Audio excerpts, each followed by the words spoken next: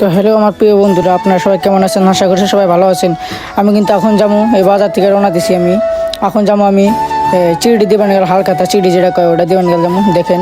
তো ফার্স্ট থেকে last 15 minute লোকটা দেখতে থাকেন, পুরো ভালো লাগবে।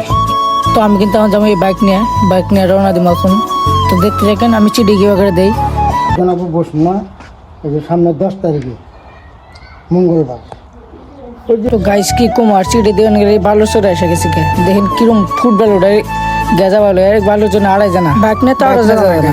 তো গাইস আর একটা কথা কি, বালুর চড়ালিও দেখেন দেয় আর কি ফুল গাছ যেরকম একটা বুনছে, বালুর চড়ালিও ওরকম একটা দেখেন ফুল গাছ গাছে তামাম ফুল গাছের বাগান দিয়ে দিছে। দেখেন ফুল গাছের বাগানটা কিরকম লাগে।